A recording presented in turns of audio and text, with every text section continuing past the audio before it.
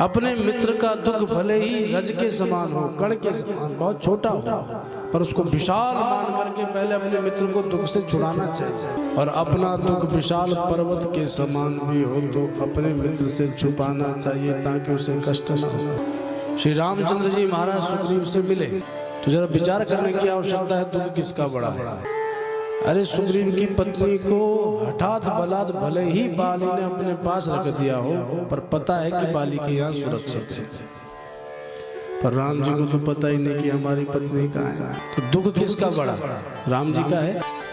और राम जी की मित्रता देखो, अपने पर्वत समान दुख को भूल करके अपने सुग्रीव मित्र के दुख को विशाल पर्वत मान करके पहले उसके दुख का निवारण किया। और राम जी ने पहले तुरंत मित्रता होते ही प्रतिज्ञा कर ली, सुनो सुग्रीव मैं मारी हूँ बाली एक ही बाण, जबकि प्रतिज्ञा सुग्रीव को करनी चाहिए थी। दुख तो राम जी का बड़ा था, मित्रता तो सिर्फ राम जी करना जानते हैं।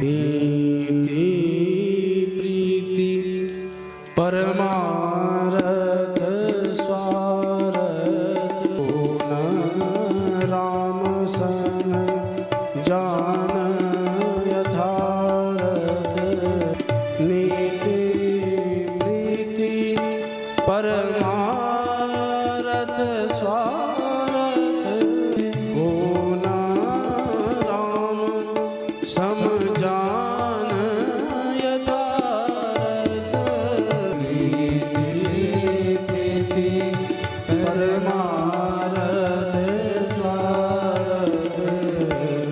नीति प्रीति परमार्थ स्वार्थ की परिभाषा राम जी के अतिरिक्त भला कौन जान सकता है।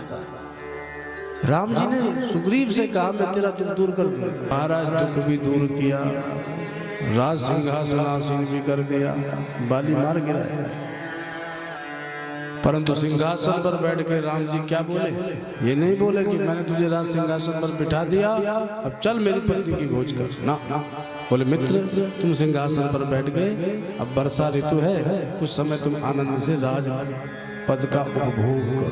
कोई और होता कि वर्षा है चाहे धूप है, चल मैंने तो अपना वचन निभाया, अब तेरी बारी है। ना ना, अपने मित्र को कहीं भी कष्ट देना नहीं चाह रहे।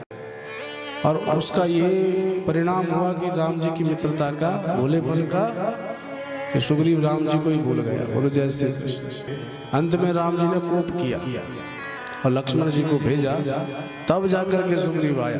तो राम जी महाराज जैसी मित्रता कौन कर सकता है भैया।